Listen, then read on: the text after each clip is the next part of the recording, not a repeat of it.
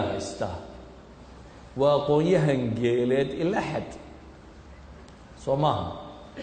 waxay yaqaana geelisa sida loo maalo sida loo arooriyo sida loo xareysto sida loo daajiyo sida yani wax badan oo idinku aydan suurayn karin oo cilmiyo haya ilaa xad wuxuu bartay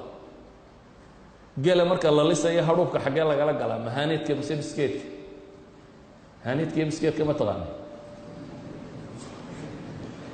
hadhuubka ninka geela lisaya maka dhanka bidix kaga jira hadhuubka loo dhiibaa hasha bidixdeeda taagan mise ka midigteeda taagan baa loo dhiibaa mise mid walba waa loo dhiibi karaa maya geeljiruhu mid qudhu u dhiibaa waanu riisan garaynaya labada ninba hadhuubka ma wada qabtaan geela ma taqaanin meel la yidhaahdo gorofleged halkan yara kuusan hasha adinkeeda gorofleged baa la yidhaahdaa gorofku waa hadhuubka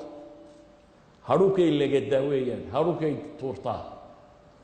neefka geela iyadoo la lisayo ayuu iska dhaqaaqaa markuu doono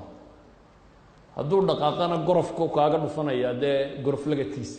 gorofleged ba waxa loogu bixiyey dee gorofku legdaa idan waxaa loo dhiibaa ninka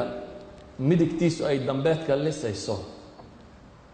ee hashu markay istiraahdo soo dhaqaaq hadhuubku kan uu saaran yahay kala wareegi karaa hadduu adinkan ku hayo markay dhaqaaqdaba way ku dhufanaysaa laakiin hadduu adinka kale ku hayo distance baa u dhaxeeya uu dareemi karo hashu inay soo socoto oo gorofkiisa ka duwi karo idan waa cilmi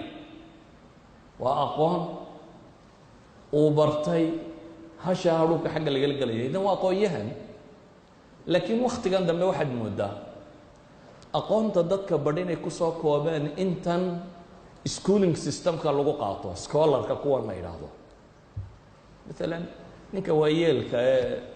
boqolka sano soo jiray ee waayo aragga ee tajribo wax badan kusoo helay miyaan la odhan karin waa aqoon-yahan nololeed nolosha wax badan buu ka ogaaday haddaba haddii aynu nidhaahno wuxuu waa terminology ee literally ha u macnaynin yacni ereyga af ahaanun ha isaga macnaynin haddaad tidhaahdo ee waa inuu yeeshaa macno maxay